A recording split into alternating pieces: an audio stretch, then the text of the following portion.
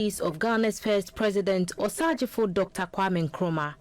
At a time when the use of telephones and computers were limited, sending messages to loved ones far away was only possible via post. And on 4th November 1960, this Post and Telecommunications Corporation was established to do just that, as captured on this marble stone fixed in a brown wall at the main gate. Oral history has it that it was during the unveiling of this edifice that Dr. Kwame Nkrumah announced the establishment of the University of Cape Coast instead of the proposed teacher training college, after consultation with some officials in the region, especially one Mr. Eddie Ampa.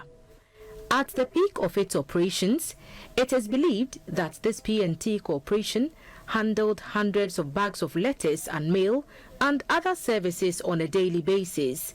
When it fell on hard times and operations stalled, the premises served as an STC yard for some time before finally being abandoned.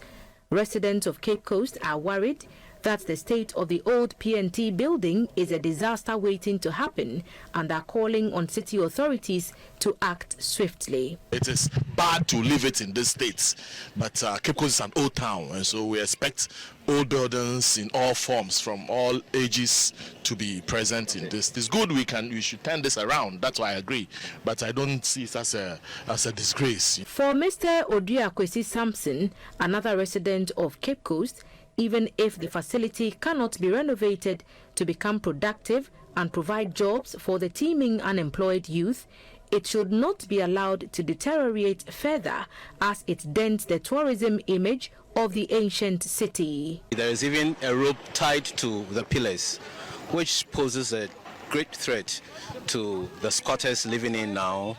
And, it isn't also giving a good image of our tourism, especially being at the coastline and being closer to most of the tourist attractions. Interestingly, the three-story P&T building is surrounded by other important public and historic buildings. Just in front of it is the Cape Coast High Court. Behind it is the famous Victoria Park.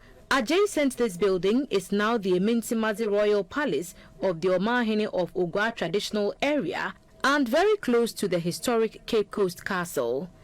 A street separates the building from the sea. The sea breeze, which helped maintain cool temperatures at the offices back in the day, has also contributed to its decay with its high humidity. The extent of damage to this old P&T building is extensive, largely attributed to neglect and poor maintenance culture. Other edifices close by, some older than the P&T building, are still standing and have been put to other uses.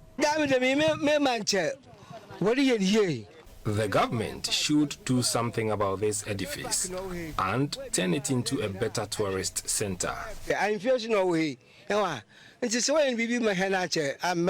What once stood as a beautiful piece of architectural work now stands here stripped of all glory, a proud monument of a time past, which is now a death trap. The ground floor of the building is being used as a gakenke joint.